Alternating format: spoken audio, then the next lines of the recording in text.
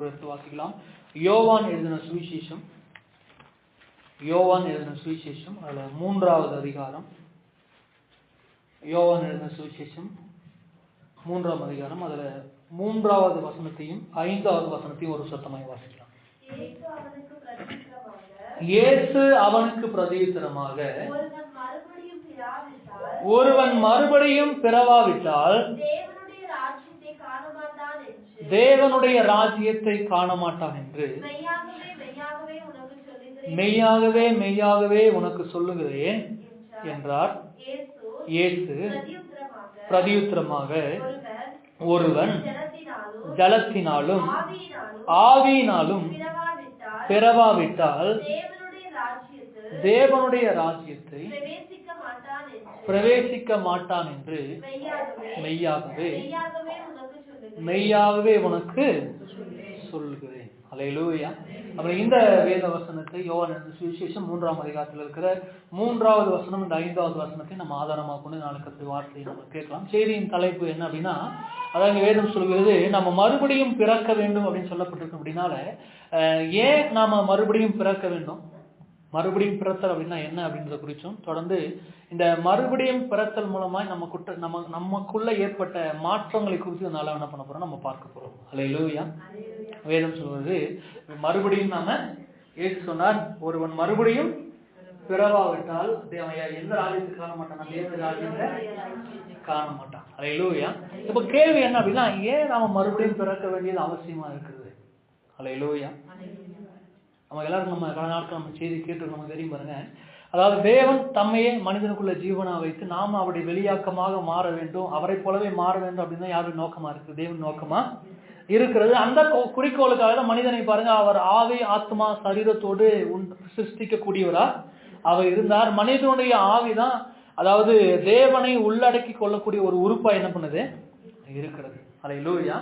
அப்போ ஆவியில தேவன் மனிதனை உண்டாக்கும் போது பரிசுத்தமாக நம்ம உண்டாக்கி வைத்திருந்தார். அவனுக்கு சில பாவம் என்பது இல்லாத என்ன பண்ணிச்சு இருந்தானால் நமக்கு ஒரு நல்ல ஒரு கதை, ஒரு சோக கதை தெரியும் பாருங்க. பிசாசன் உள்ள என்ன பண்ண கடந்து வந்துட்டான். அவன் செய்த மிகப்பெரிய ஒரு காரியம் என்ன அப்படின்னா, அவன் தேவனுடைய ஜீவனை வாங்கி உள்ள வைத்துக் கொள்கிறதுக்கு பதிலாக பிசாசை வாங்கி உள்ள என்ன பண்ணான், வைத்துக் கொள்ளக்கூடியவன. இப்படி சொல்ல பாருங்களேன். இன்னைக்கு பிசாசு மனிதனை ஆக்கிரமித்து அவனை கட்டுப்படுத்தி அவனை ஆளுகை செய்யக்கூடியவனா என்ன பண்றான், அவன் இருக்கிறான். வேதம் சொல்கிறது என்னன்னா, ஒரு வசனம் வாசிங்க, ரோமர் 7ஆம் அதிகாரம் அதுல 20வது வசனம் வாசிங்க. ரோமர் 7:20. அந்தபடி நான் விரும்பாததை நான் செய்தால் நான் அல்ல, எனக்குள்ளே வாசமா இருக்கிற பாவமே அப்படி. நீங்க அதாவது பவுல் என்ன சொல்ற அப்படின்னா, ஒரு மனுஷன் இருக்கிறான், அவன் ஆண்டவரை அறிந்தவனா கூட இருக்கலாம், அறியாதவன கூட என்ன பண்ணலாம் இருக்கலாம். ஒருவேளை அறிந்தவனே அவன் உதாரணம் எடுத்துக்கொள்ள, ஆண்டவரை அறிந்த ஒருவன் ஏன் அவன் பாவம் செய்யக்கூடியவனா இருக்கிறான்னா, அங்க பவுல் சொல்றாரு, நான் அல்ல, அவர் தன்னையே உதாரணம் சொல்ல, நான் அல்ல, எனக்குள் வாசமாக இருக்கிற பாவமே அப்படி. வேதத்துல 2 வசனம் அப்படியே இருக்கு பாருங்க. ஒண்ணு, நான் அல்ல கிறிஸ்துவே அப்படின்றதுக்கும் நான் அல்ல பாவமே அப்படின்றதுக்கும் மிகப்பெரிய வித்தியாசம் என்ன பண்ணுது. நான் அல்ல கிறிஸ்துவே அப்படின்னா நமக்குள்ள யார் இருக்கிறதுன்னு அர்த்தம், கிறிஸ்து இருந்து நமக்குள்ள வேலை செய்து கொண்டு நமக்குள்ள கிரியை செய்து அவர் வெளிப்பட்டு கொண்டிருக்கான்னு அர்த்தம். ஆனா நான் அல்ல பாவமே அப்படின்னா பாவம் நமக்குள்ள இருந்து கிரியை செய்து கொண்டிருக்கிறது அப்படின்னு அர்த்தம். அல்லேலூயா. அப்போ பாவம் அப்படின்னா நீங்க நிறைய நேரங்கள் நினைக்கிறது போல அது ஏதோ ஒரு தவறு செய்கிற காரியம் அப்படின்னு நினைச்ச கூடாது. பாவம் அப்படி இங்க சொல்லப்பட்ட ஒரு காரியம் என்ன அப்படின்னா, பாவம் என்று சொல்லப்பட்ட காரியம் ஒரு நபரை போல இங்க குறிக்கக்கூடியதான். இயேசு கிறிஸ்து எப்படி நமக்குள்ள கிறிஸ்துவா ஒரு நபராய் நமக்குள்ள இருக்கிறாரோ, அதே போல பாவம் என்பது ஒரு நபரை போல ஒரு மனுஷனுக்குள்ள இருந்து கிரியை செய்யக்கூடியதான் இருக்கிறது. அந்த பாவம் நீங்க நினைக்கிற மாதிரி வேற ஏதோ ஒரு காரியம் இல்லை, அது சாத்தானை தான் அடையாளப்படுத்தக்கூடிய ஒன்றா இருக்கிறது. மனிதன் தேவனை வாங்கி வைத்துக் கொள்வதற்கு முன்பாக அவன் என்ன பண்ணிட்டா, பிசாசை வாங்கி வைத்துக் கொள்ளக்கூடிய. இன்னைக்கு பிசாசும் மனிதனும் ஒன்றா என்ன பண்றாங்க இருக்கிறாங்க. இன்னைக்கு நீங்க போய் பிசாசை பார்க்கணும் அப்படின்னா நீங்க எங்கேயும் போக வேண்டிய அவசியம் இல்லை. நீங்க ஒரு மனிதனை பார்த்தாலே தெரியும் அவனுக்குள்ள யார் இருப்பான். கண்டிப்பா பிசாசம் கிரியை செய்யக்கூடியவனா இருக்கு. அதான் வேதம் சொல்லுவாங்க, நம்முடைய ஜீவன் என்ன பண்ணுச்சு அப்படின்னா, தேவன் பரிசுத்தம் உள்ள மனிதனாய் பரிசுத்தம் உள்ளவனாய் நமக்கு என்ன பண்ண, நல்ல ஒரு ஆவியையும் ஒரு ஆத்மாவையும் சரீரத்தையும் கொடுக்கக்கூடியவரா, அதை ஆவி ஆத்மா சரீரத்தினாலே உண்டாக்கக்கூடியவரா இருந்தார். பிசாசனம் செய்த மிகப்பெரிய ஒரு தவறுனால அல்லது ஆதாம் செய்த தவறுனால நடந்த ஒரு காரியம் என்னன்னா, நம்முடைய இந்த சரீரம் என்ன பண்ணப்பட்டது, அது கெடுக்கப்பட்டு அது என்னவா மாறிச்சு அப்படின்னா, அது மாம்சமாய் மாறி இருக்கிறது. என்னவா மாறி இருக்கிறது, வேதத்துல 2 வாசனம் இருக்கும். சரீரம் அப்படின்னு உங்களால வாசிக்க முடியும், மாம்சம் அப்படின்னு 2 வாசனத்தை வித்தியாசமான வார்த்தைகளால வாசிக்க முடியும். மாம்சம் அப்படின்றதும் சரீரம் என்பது வேதத்துல வேறு வேறு அர்த்தத்துல சொல்லப்பட்ட ஒரு காரியமா. இது என்னன்னு கேட்டீங்கன்னா, ஒரு மனுஷன்கிட்ட மாம்சம்னு சொல்லலாம், இது சரீரமும் சொல்லலாம். ஆனா சரீரம் சொல்றதுக்கும் மாம்சம் அப்படின்னு சொல்றதுக்கும் மிகப்பெரிய வித்தியாசம் என்ன பண்ணுது? தேவன் நமக்கு நல்ல சரீரத்தை தான் கொடுத்திருந்தாரு, ஆனா இது சாத்தானால மாம்சமா மாறி இருக்குது. அப்படின்னா என்ன அர்த்தம்?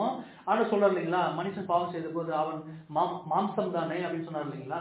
ஆதியாகமம் 6ஆம் அதிகாரம் 3ஆம் வசனம், அவன் மாம்சம் தானே, அவன் உயிரோடு இருக்கிற நாட்கள் இத்தனை வருஷம் சொன்னார் இல்லைங்களா. அப்ப மாம்சம் அப்படின்னு மனிதனை ஏன் ஆண்டு சொன்னார் அப்படின்னா, அந்த மாம்சத்துல பாவமாக ஒரு நபராக சாத்தான் குடிகொண்டு வந்து அவன் என்ன பண்ணா, எல்லா விதமான அசுத்த எண்ணங்களை அவனுக்குள்ள புகுத்தக்கூடியவனா என்ன பண்றான் இருக்கிறான். அதனால என்ன ஆச்சுன்னா, நம்ம சரீரம் கெடுக்கப்பட்டு மாம்சமாய் மாறி இருக்கிறது ஒரு காரியம். அது மட்டும் இல்ல, நம்முடைய ஆத்மா அது நல்ல ஒரு படியா இருந்த ஒரு காரியம் என்ன பண்ணுச்சு அப்படின்னா, இன்னைக்கு அது சுயமாய் மாறி என்ன பண்ணுது இருக்குது. ஏன்னா அப்படின்னா இன்னைக்கு பாருங்க, எல்லா மனுஷன் ஏன் சுயநலமா இருக்கிறான்னா, அவனுக்குள்ள பிசாசுடைய பயமுறுத்துதல் என்ற ஒரு காரியம் இருக்கிறதால தான் அவனுடைய ஆத்மா என்னவா மாறி சுயமா மாறி இருக்கிறது. நம்முடைய ஆவியும் ஒரு மரித்த நிலைமைக்கு நேரம் கடந்து போகக்கூடியதா இன்றைக்கு இருந்து தேவனை வாங்கி கொள்ளக்கூடிய உறுப்பு அது பிசாசுடைய கடைபடுத்துறதுனால என்ன பண்ணுச்சு அப்படின்னா, அந்த ஆவி மறிக்கக்கூடியதா இருந்து தேவனுடைய எந்த தொடர்பும் வைத்துக் கொள்ள முடியாததா, அல்லது தேவனை தனக்குள்ள வாங்கி வைத்துக் கொள்ளக்கூடிய ஒரு உறுப்பா இது என்ன பண்ண இல்லவே இல்ல. அப்ப ஏன் நான் மறுபடியும் நாம பிறக்க வேண்டும் அப்படின்னா, நல்லா புரிஞ்சுக்கொள்ளுங்க, நம்முடைய ஜீவன் கெடுக்கப்பட்டு அது தீமையாய் மாறி இருக்கிறது ஒரு காரியம்.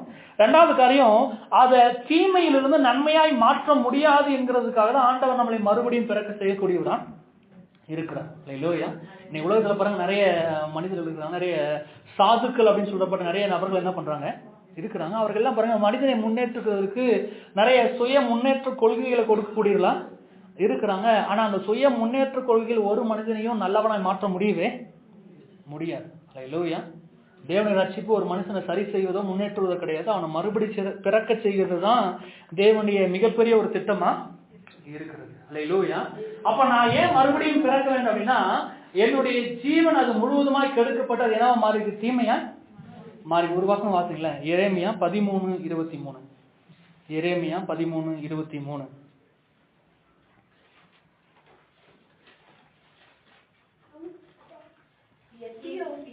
எத்தியோப்பியன் தன் தோலையும் சிவிங்கி தன் புள்ளிகளையும் மாற்றக்கூடுமா? கூடுமானால் தீமை செய்ய பழகின நீங்களும் நன்மை செய்ய. அதாவது எத்தியோப்பியன் தன் தோலை மாற்ற முடியாது, சிவிங்கி தன் புள்ளிகளை மாற்ற முடியவே முடியாது. அதே போல மனுஷன் வந்து தீமை செய்யக்கூடிய என்ன பண்றான் இருக்கிறான். பிசாசனுடைய மாம்சத்தை வாங்கிய சரீரத்துல பாவம் என்ற ஒரு நபரை போல இருந்து கொண்டு அவன் கிரியை செய்து கொண்டிருக்கிறான். அவனால ஒரு நாளும் நன்மையை செய்ய முடியவே முடியாது. தீமை செய்கிறான் ஒரு நாள் நன்மையை அவனுடைய சரீரத்தை அவன சுய முயற்சிகளாலேயோ சில கொள்கைகளாலோ சில நபர் கொடுக்கிற ஆலோசனைகளால அவனால நன்மையை மாற்ற முடியாது என்கிறதுக்காக தான் நாம மறுபடியும் பிறக்க வேண்டியது அவசியமா என்ன பண்ணுது இருக்குது. முதல் காரியம், நம்ம ஏன் மறுபடியும் பிறக்கணும் அப்படின்னா, நம்முடைய ஜீவன் கெடுக்கப்பட்டு தீமையாய் மாறினது மட்டுமல்ல, அது தீமையிலிருந்து மறுபடியும் நன்மையாய் மாற்ற முடியவே முடியாதுன்றதுக்காக நம்ம எப்படி என்ன பண்ணுவோம் மறுபடியும். இது ஒரு காரியம். ஏன் அது மட்டும் இல்ல, மறுபடியும் நம்ம ஏன் பிறக்க வேண்டிய இன்னொரு மிகப்பெரிய ஒரு காரணம் இருக்கு. என்ன அப்படின்னா, நல்லா புரிஞ்சு விடுங்களேன். அதாவது ஒருவேளை நான் கேட்கிறேன், நம்ம ஜீவன் கெடுக்கப்பட்டு தீமையாக மாறாம ஆதாம் ஒருவேளை பாவம் செய்யாம இருந்திருந்தாலும் நம்ம மறுபடியும் பிறக்க வேண்டியது அவசியம் இல்லைங்களா? ஆதாம் எப்படி உண்டாக்குனா? பரிசுத்தமா உண்டாக்கி வைத்திருந்த. ஒருவேளை ஆதாம் பாவம் செய்யாம இருந்திருந்தாலும் மனிதர்கள் மறுபடியும் பிறக்கணுமா பிறக்க கூடாது? மறுபடியும் பிறக்க வேண்டியது அவசியம் இல்லைங்களா? ஆதாம் பாவம் செய்யல அப்படின்னா ஏசுங்க வர வேண்டிய அவசியம் இருக்குதா? இல்லவே அப்படின்னு நம்ம சொல்லலாம். ஆனா நல்லா புரிஞ்சுக்கொள்ளுங்க. என்ன அப்படின்னா, அதாவது ஆதியில தேவன் மனுஷன் உண்டாக்கும் போது அவன் யாரை வாங்கி உள்ள வைத்துக்கொண்டு உண்டாக்குனாரு? தேவன் வாங்கி உள்ள தேவனை ஜீவனை உள்ள வாங்கி வைத்துக் கொண்டு அந்த ஜீவனுக்கு ஒரு சுபாவம் இருக்குது. அந்த ஜீவனுக்குள்ள ஒரு சுபாவம் மனிதனுக்குள்ள வந்துச்சு அப்படின்னா அது ஆட்டோமேட்டிக்கா என்ன பண்ணா அவனுக்குள்ள வெளிப்படக்கூடியதா இருக்கும். அப்ப இந்த அதாவது மனிதனுக்கு ஏற்கனவே ஆவி ஆத்மா சரீரம் என்ன பண்ணுது இருக்கிறது, அது கெடுக்கப்பட்டது, அது அடுத்த காரியம். ஆனா அதுக்கு முன்னாடியே மனுஷன் ஒருவேளை பாவம் செய்யாம அவன் கெடுக்கப்படாமல் இருந்தாலும் அவன் மறுபடியும் பிறக்க வேண்டியது அவசியம். தேவனுடைய ஜீவனை தனக்குள்ள வாங்கி வைக்க வேண்டியது அவசியமா இருக்கு. ஏன் அப்படின்னா மனிதனுடைய ஜீவன் அது சிருஷ்டிக்கப்பட்ட ஒன்றா இருக்குது. ஆனா தேவன் கொடுக்கக்கூடிய ஜீவனே சொன்னாரே, நானும் அவைகளுக்கு ஜீவன் உண்டா இருக்கும், அது பரிபூரணப்படவும் வந்து சொல்ல. அந்த ஜீவன் அது எப்படிப்பட்டது அப்படின்னா, அது சிருஷ்டிக்கப்படாத அது அவருடைய ஜீவனா என்ன பண்ணுது இருக்கிறபடினால மனுஷன் கெடுக்கப்படாமல் இருந்தாலும் பாவம் செய்யாமல் இருந்தாலும் மனிதன் மறுபடியும் அந்த ஜீவனை பெற்றுக்கொள்ள மறுபடியும் பிறக்க வேண்டியது அவசியமா தான் என்ன பண்ணுது இருக்கிறது. அல்லேலூயா. அப்போ உங்களுக்குள்ள இருக்கிற ஜீவன் வந்து சிருஷ்டிக்கப்பட்ட ஜீவன் தான், மனிதன் சிருஷ்டிக்கப்பட்டவனா இருக்கிறான். ஆனா நமக்குள்ள நம்முடைய ஆவியில தேவனுடைய சிருஷ்டிக்கப்படாத ஜீவனை நாம பெற்றுக்கொள்ளணும் அப்படின்னா நம்ம மறுபடியும் பிறக்க வேண்டியது அவசியமா என்ன பண்ணுது இருக்கிறது. அல்லேலூயா. ஆனா ஆண்டவர் மனிதனை முதல்ல சிருஷ்டிக்கும் போது அவனுக்குள்ள அவருடைய ஜீவனை வைக்கல, அந்த ஜீவனை தெரிந்தெடுக்கக்கூடிய உரிமையை அவனுக்கு கொடுக்கக்கூடியவரா இருந்தால்தான் ஜீவ மரத்துக்கு நேரம் அவர் நிறுத்தக்கூடியவரா இருந்தால், அறிவு மரத்துக்குரிய நிறுத்தக்கூடியவரா இருந்த. அறிவு மரம் சாத்தானை அடையாளப்படுத்தக்கூடிய ஒன்றா இருக்குது, ஜீவ மரம் தேவனை அடையாளப்படுத்தக்கூடிய ஒன்றா இருக்குது. எப்படி ஜீவ மரம் தேவனை அடையாளப்படுத்தக்கூடியதுன்னா வேதத்துல இயேசுவ மரம் என்று சொல்லக்கூடிய நிறைய வேதவசனம் இருக்கிறது. அவர் கிச்சிலி மரமாய் என் நேசர் கிச்சிலி மரமா என்ன பண்றாரு இருக்கிற நிறைய வாசிக்க முடியும், அவர் கிளையா இருக்கிற நிறைய வாசிக்க முடியும். ஈசா என்னும் அடிமரத்திலே ஒரு கிளை தோன்றி அப்படின்னு ஏசாயால உங்களால வாசிக்க முடியும். அப்ப இது எல்லாமே எதை அடையாளம்? அப்ப ஜீவ மரம் அப்படின்னா யாரை அடையாளப்படுத்துது? இயேசு அடையாளப்படுத்தக்கூடிய ஒன்றாய் தேவனை அடையாளப்படுத்தக்கூடிய ஒன்றா. அறிவு மரம் அப்படின்னு யாரை அடையாளப்படுத்தக்கூடியது? சாத்தானை அடையாளப்படுத்தக்கூடிய ஒன்றா இருக்கிறது. மனிதன் என்ன பண்ணிட்டான் அப்படின்னா தேவனை வாங்கி வைத்துக் கொள்வது பிசாசம் வாங்கி உள்ள வைத்துக் கொண்டான். அல்லேலூயா. அப்போ அவனுடைய ஆவி ஆத்மா சரீரம் முழுவதுமாய் கெடுக்கப்பட்டது, அவனுடைய ஆவி மரித்த நிலையில இருந்ததால இப்ப மறுபடியும் பிறக்க வேண்டியது அவசியமா இருக்கிறது. அவன் ஒருவேளை தவறு செய்யாம இருந்தாலும் நான் சொல்றாங்களே இல்லை, இன்னைக்கு பரிசுத்தம் அப்படின்னா இன்னைக்கு உலகம் போதிக்கிற கிறிஸ்தவம் போதிக்கிறது என்னது? பரிசுத்தம்னா என்ன? பரிசுத்தம்னா என்ன? நீங்க பாவம் செய்யலன்னா பரிசுத்தமானா, ஆனா அதுக்கு பேர் பரிசுத்தம் அப்படின்னு நினைக்கிறீங்களா நீங்க? அல்லேலூயா. ஆதாம் ஆவியில பரிசுத்தமான தேவன் அவன் உண்டாக்கி வச்சிருந்தாரு. பாவம் என்கிற ஒன்று தோன்றவே இல்லை. அப்போ ஆதாம் எப்படி பரிசுத்தமான இருந்திருக்கும்? பாவம் செய்யாது இருந்தாலும் பரிசுத்தம் அப்படின்னு சொல்றீங்களா? அல்லேலூயா. வேதம் பரிசுத்தம் அப்படின்னு சொல்றதுக்கு மிகப்பெரிய ஒரு அர்த்தம் இருக்கு. என்ன இருக்குங்களா? அதாவது நீங்க நல்லா புரிஞ்சுக்கொள்ளுங்க, நீங்க பாவம் செய்யாம இருக்கிறது பேர் பரிசுத்தம் கிடையாது. நீங்க தேவனோடு இருப்பீங்க அப்படின்னா அதுக்கு பேர் தான் பரிசுத்தம் வேதம் சொல்லக்கூடியதான். தேவனுடைய பிரசன்னத்துல நீங்க தேவனோடு இருப்பீங்கன்னா நீங்க எப்படி இருக்கிறீங்க? பரிசுத்தமா இருக்கீங்க. ஒருவேளை நீங்க தேவனோடு தேவனுடைய பிரசன்னத்தில் நீங்க இல்லாம நீங்க வேறு எந்த காரியத்தையும் செய்து கொண்டாலும் நீங்க அதில் நீங்க பரிசுத்தமா இருக்குன்னு சொல்ல முடியவே. நீங்க பாவம் செய்யாம இருக்கிறதா நீங்க பரிசுத்தவான் கிடையாது. நீங்க தேவனோடு இருந்தீங்க அப்படின்னா அதுக்கு பேர் தான் பரிசுத்தம் வேதம் சொல்லக்கூடியதான் இருக்கிறது. அல்லேலூயா. அப்போ நம்முடைய அவன் செய்த தவறுனால அவன் அந்த அறிவு மரத்தை சாத்தானை தெரிந்து கொண்டு அவன் செய்த மிகப்பெரிய தவறு என்னன்னா, அவன் மீறுதல் செஞ்சு கூட மிகப்பெரிய தவறா தேவனால பார்க்கப்படல. அவன் செய்த மிகப்பெரிய தவறு என்னன்னா அவனை வாங்கி உள்ள வைத்துக் கொண்டான். சொல்ல புரியுங்களா? எப்படி மனிதனுடைய ஆவி தேவன் தங்குகிற ஒரு உறுப்பா இருக்கிறதோ, குடியிருக்கிற உறுப்பா இருக்கிறதோ, இன்னைக்கு மண்ணுடைய மாம்சம் என்ன மாறிச்சோம்னா சாத்தான் குடியிருக்கிற ஒரு உறுப்பா என்ன மாறி. அதான் பவுல் சொல்றாரு, நான் அல்ல கிறிஸ்துவேன்றதுக்கும் நான் அல்ல பாவமேன்றதுக்கும் மிகப்பெரிய வித்தியாசத்தை அவர் சொல்லக்கூடியவனா. அப்ப அவன் உள்ள இருந்து கிரியை செய்யக்கூடியவனா இருக்கு. அப்போ இந்த தேவன் கையாள வேண்டிய ஒரு காரியம் என்ன அப்படின்னா அவருடைய ஜீவனையும் அவருடைய நன்மையில் நமக்குள்ள வைத்தே ஆக வேண்டும். ஒரு நாளும் தேவன் தம்முடைய திட்டத்தை விட்டு பின்வாங்கக்கூடிய தேவன் கிடையவே. நம்ம ஒருவேளை மாறலான்னு அவர் அதை மாறுகிறது கிடையவே கிடையாது. அதனால இப்ப மறுபடியும் பிறக்க செய்கிறதுக்கு அவர் என்ன பண்ணாரு? ஒரு காரியம் செய்யக்கூடியவரா அவர் இருக்கிறார். அல்லேலூயா. அப்ப ஏன் நம்ம மறுபடியும் பிறகு ரெண்டு காரியம். ஒண்ணு, நம்ம ஜீவன் கெடுக்கப்பட்டு தீமையை மாறி இருக்கிறது.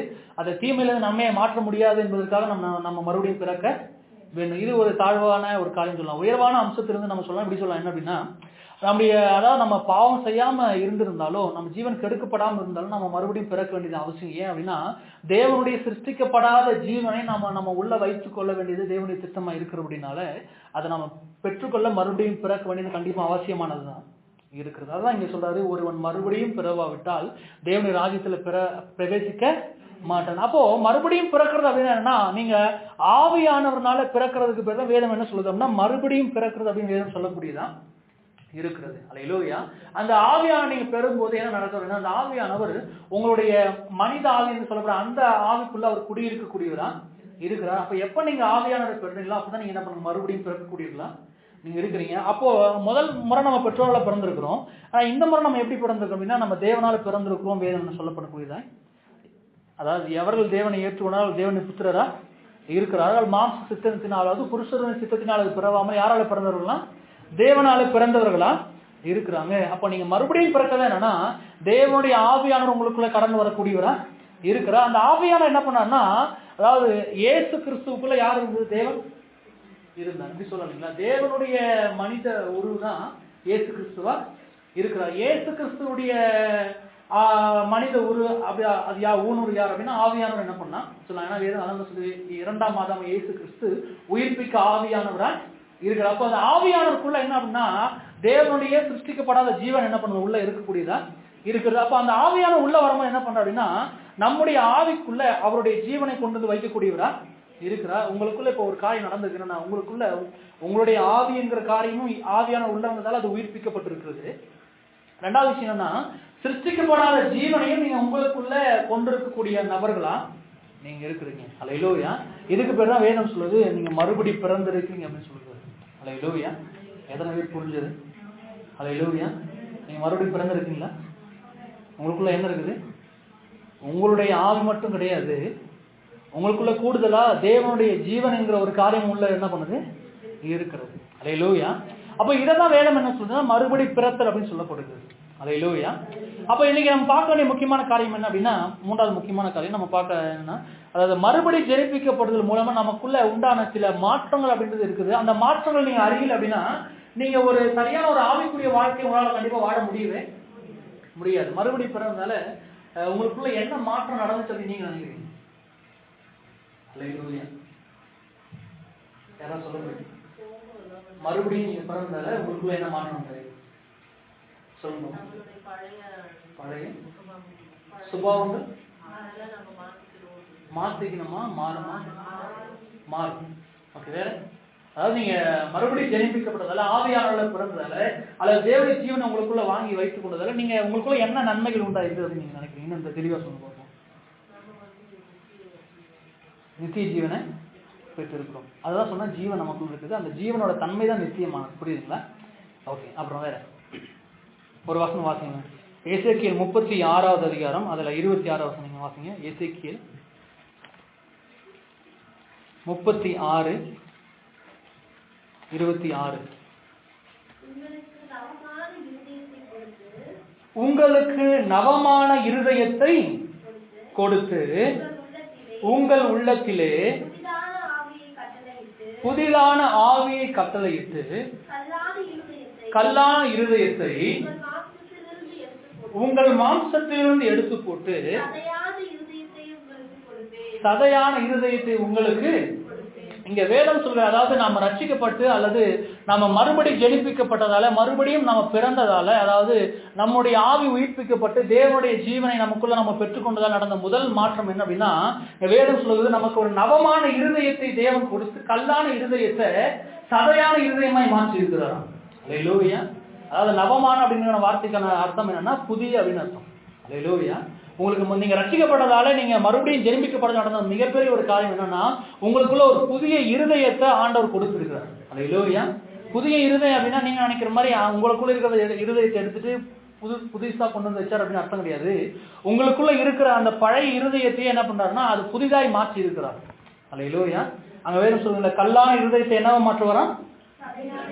சதையான இருதயமாய் அவர் மாற்று. அப்படின்னா உங்க இருதயம் ஆரம்பத்துல நீங்க ரட்சிக்கப்படுறதுக்கு முன்னாடி எப்படிப்பட்டதா இருந்துச்சு அப்படின்னா அது கல்லை போல என்ன பண்ணிச்சான் இருந்தது. கல்லை போல அப்படின்னா என்ன அர்த்தம்? அது தேவனை பொறுத்தளவுக்கு அது கல்லை போல என்ன பண்ணுச்சு இருந்தது. அப்படின்னா என்ன அர்த்தம் நல்லா புரிஞ்சுங்களேன்.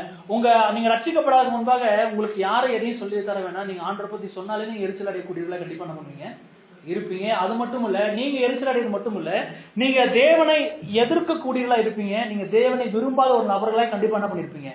நீ இப்போ ரட்சிக்கப்படாத மனிதர்கள்ட்ட போய் ஆண்டர் போய் சொல்லுங்களா உங்களா சரி வாங்க அவர் தான் உண்மையாக ஆண்டை ஏற்றுக்கொள்ளுங்களா? ஏற்றுக்கொள்ளவே மாட்டாங்க. ஏன் அப்படின்னா இன்றைக்கு வரைக்கும் அவருடைய நாள் வராது. அப்படின்னால அவருடைய இருதயம் கடினப்பட்டு கல்லா என்ன பண்ணுது இருக்குது. ஆனா நாம ரட்சிக்கப்பட்டபோது ஆண்டவர் செய்த ஒரு காரியம் என்னன்னா தேவனை எதிர்க்கக்கூடிய விரும்பாத இருந்த தேவனை பொறுத்த வரையில கல்லா இருந்த அந்த கடினமான இருதயத்தை நமக்கு என்ன மாற்றிருக்கிறோம் அப்படின்னா நம்ம ரட்சிக்கப்பட்ட புதுசுல நம்ம மறுபடியும் ஜெனிக்கப்பட்ட போது கட்ட செய்த காரியம் என்னன்னா நம்ம கல்லான இருதயத்தை சதையான இருதயமாய் மாற்றி என்ன பண்ணிருக்கிறாரா இருதயத்தை பொறுத்த அளவுக்கு என்ன அப்படின்னா அப்படி சொல்ல பாருங்க. இருதயம் எப்படிப்பட்டது அப்படின்னா அதுக்கு வந்து சில பற்று அப்படின்னு சொல்லி சில காரியத்தை அது பற்றி பிடிக்கக்கூடியதை கண்டிப்பா என்ன பண்ணும்.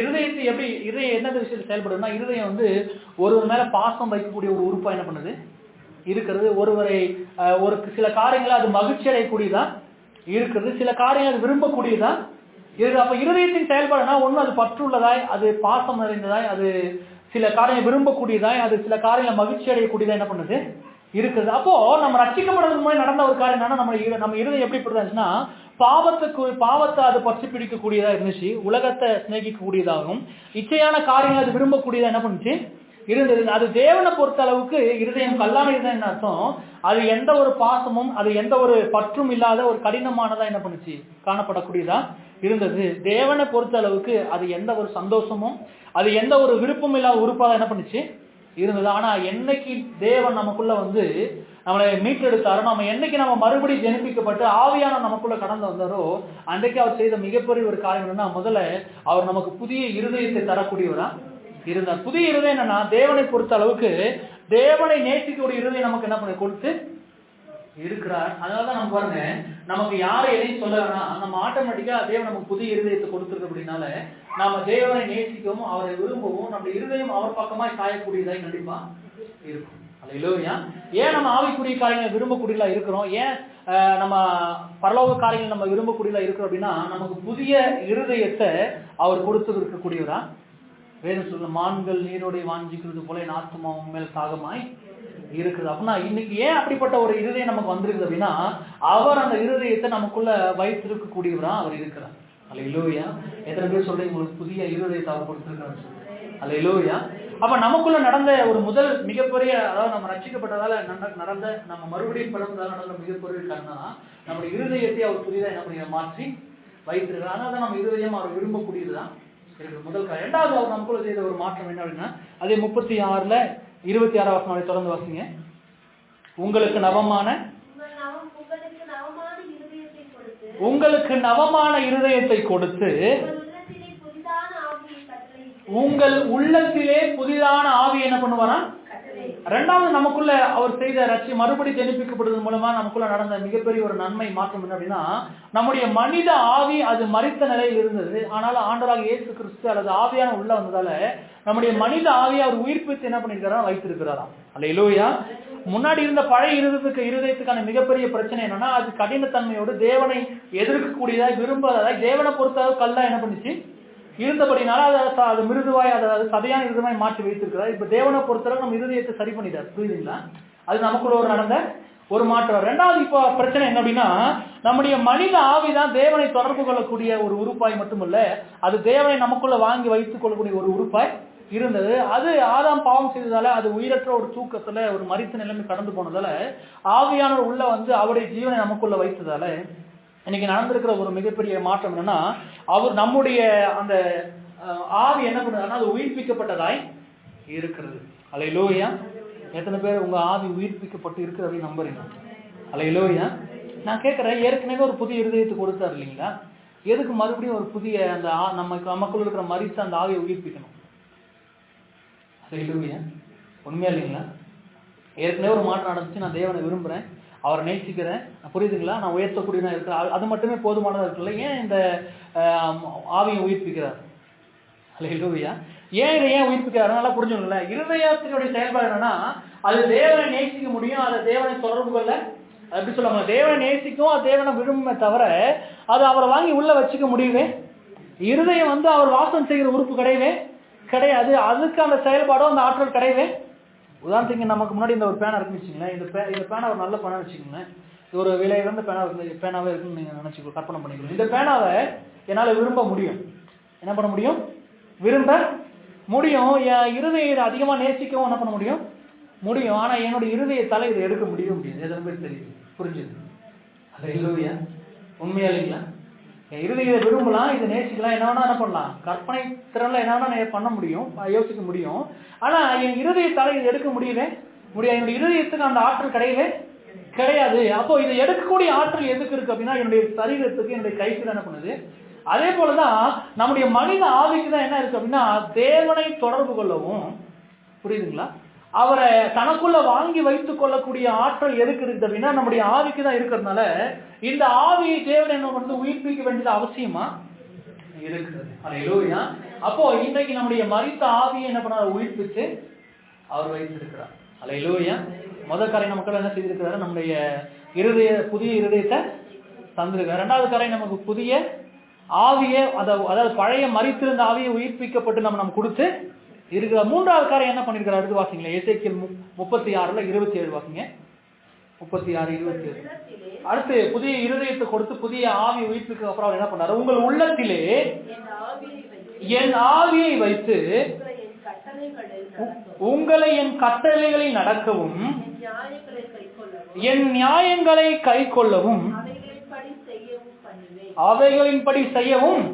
மூன்றாவது அவர் செய்த மிகப்பெரிய ஒரு காரியம், நம்ம ரட்சிக்கப்பட்டதுக்கு அப்புறம் நடந்த மிகப்பெரிய மாற்றம் என்ன அப்படின்னா, அவர் தன்னுடைய ஆவியை நமக்குள்ள என்ன பண்ண வைத்து, இங்க அவர் தன்னுடைய ஆவி அப்படின்னு சொல்லக்கூடியது அப்படின்னா பரிசுத்த ஆவியானவர் குடிக்கக்கூடியதா இருக்கிறது. அல்லேலூயா. அவர் தம்முடைய சொந்த ஆவியை யாருக்குள்ள வைக்கிறாரா? நமக்குள்ள வைக்கக்கூடியவரா அவர் இருக்கிறார். அந்த நமக்குள்ள இருக்கிற அந்த உயிர்ப்பிக்கப்பட்ட ஆவியில இன்றைக்கு ஆவியானவர் வாசம் செய்யக்கூடியவரா இருக்கிறார். அல்லேலூயா. இன்னொரு கேள்வி என்ன அப்படின்னா, ஒண்ணு புதிய இருதயத்தை கொடுத்து இருக்கிறாரு, புதிய ஆவியை உயிர்ப்பித்து கொடுத்திருக்கிறார். மூன்றாவது ஏன் அந்த பரிசுத்த ஆவியானவர் கொடுக்கணும்? அல்லேலூயா. எல்லாம் சொல்லுங்களேன். புதிய இருதயம் உங்களுக்குள்ள இருக்குது, புதிய ஆவிய கொடுத்துக்கிறாரு. அவர் தன்னுடைய சொந்த ஆவியை உங்களுக்கு என்ன பண்ணிக்கிறாரா? ஆவியானவரையும் கொடுத்து இருக்கிற. இந்த ஆவியானவர் ஏன் அவர் மறுபடியும் உங்களுக்கு கொடுக்க வேண்டியது அவசியமா இருக்கிறது? அல்லேலூயா. நம்ம கடந்த வாரத்தில் பார்த்தோம், சபையில எந்த விதமான சட்ட திட்டங்களோ பிக்சடான எந்த ஒரு நடைமுறைகள் இல்லை அப்படின்னு நம்ம என்ன பண்ணோம், நம்ம பார்த்த எந்த மத போதனைகளோ அறநெறி போதனை நமக்கு கிடையாது. நம்ம கர்த்தரை உயர்த்தால் மட்டுமே போதும், நம்ம வாழ்க்கை மாறக்கூடியது இருக்கணும்னு பார்த்தோம் இல்லைங்களா? அப்ப நல்லா புரிஞ்சுக்கணும், நமக்கு எந்த வித சட்ட திட்டங்களும் இல்லை அப்படின்னா நம்ம எப்படி அவருடைய வார்த்தையுமே நம்ம நடக்க முடியும்? அல்லேலூயா. அப்ப இந்த ஆவியானவர் என்ன பண்றாரு அப்படின்னா, நமக்குள்ள என்ன ஒரு மிகப்பெரிய ஒரு மாற்றத்தை உண்டு பண்ணக்கூடியதா இருக்கிறார். என்ன பண்றாருன்னா, அவர் நமக்குள்ள உள்ளான விதத்துல ஒரு பிரமாணத்தையும் நமக்குள்ள ஒரு உள்ளான விதத்துல ஒரு அபிஷேகத்தையும் கொடுக்கக்கூடியவரா அவர் இருக்கிறார். அல்லேலூயா. ஒரு சொல்ல பாருங்களேன். உதாரணத்துக்கு ஒரு வசனம் வாசிங்க. எபிரேயர் 8:10 வாசிங்க. எபிரேயர் 8:10. எபிரேயர் 8:10.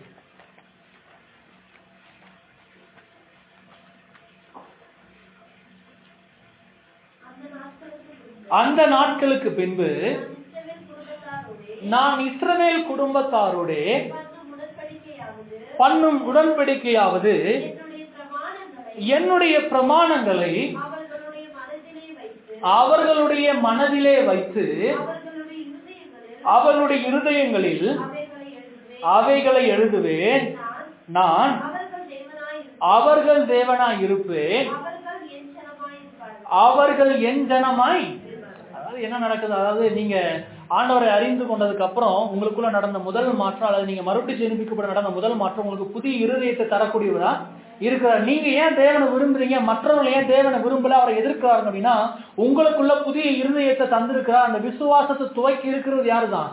தேவன் தான் துவக்கி இருக்கிறதுனால நீங்க தேவனை நேசிக்க உங்களால இன்றைக்கு கண்டிப்பா முடியும். உங்களால தேவனை விரும்ப முடியும். உங்களால அவருக்காக எதையும் செய்ய கண்டிப்பா முடியும். ஏன் அப்படின்னா உங்களுக்குள்ள புதிய இருதயத்தை தந்து இருக்க. ரெண்டாவது காரியம், புதிய உயிர்ப்பிக்கப்பட்ட ஆவி உங்களுக்கு கொடுத்துருக்காரு. ஏன் அப்படின்னா நீங்க அவரை வாங்கி உங்களுக்குள்ள வைத்துக் கொள்ள முடியும். மூன்றாவது, உங்களுக்குள்ள என்ன பண்ணா புதிய தன்னுடைய ஆவியம் வைத்து என்ன பண்றாரு, பரிசுத்தாவியம் வைத்து இருக்கிறார். இந்த பரிசுத்தாவியம் உங்களால வந்ததால நீங்க உங்களுக்குள்ள இருக்கிற நடந்த மிகப்பெரிய நான்காவது ஒரு மாற்றம் என்னன்னா, உங்களுக்குள்ள உள்ளான ஒரு பிரமாணம் உங்க மனதிலே உங்க இருதயமாகிய பழைய பலகையில் என்ன பண்ண எழுதப்பட்டதா, பழைய ஏற்பாட்டுல எழுதின பலகை கற்பலகையின் மேல எழுதப்பட்ட ஒன்றா இருக்குது. ஆனா புதிய ஏற்பாட்டுல இன்னைக்கு உங்க ஏதோ ஒரு வேத வசனம் உங்களுக்கு சட்டம் கிடையவே கிடையாது. உங்களுக்கு உள்ளான விதத்துல ஒரு பிரமாணம் என்கிறது எழுதப்பட்டு உங்க இருதயத்தில் எழுதப்பட்டு என்ன பண்ணுதா இருக்கு. அல்லேலூயா. ஏன் ஆவியானவர் உங்களுக்குள்ள உங்க ஆவியில் அவர் தேவை அப்படின்னா நல்லா புரிஞ்சு கொள்ளுங்க பாருங்களேன். அதாவது நீங்க இப்படி சொல்ல பாருங்களேன், அதாவது ஒரு ஜீவன் ஒரு உயிரினம் இருக்குன்னா அந்த ஜீவன் என்ன பண்ணா அதுக்குள்ள இயல்பாகவே சில பிரமாணங்கள் அடங்கி இருக்கக்கூடியதான். இப்படி சொல்லாங்களா, ஒரு கோழி இருக்குன்னு வச்சுங்களேன், உதாரணத்துக்கு என்ன இருக்குது, ஒரு கோழி இருக்குன்னு வச்சுங்களேன். அந்த கோழிக்குள்ள பாத்தீங்க அப்படின்னா இயல்பாகவே சில பிரமாணங்கள் அதுக்குள்ள அடங்கி இருக்கும். எத்தனை பேர் ஆமீன் சொல்றீங்க? அல்லேலூயா.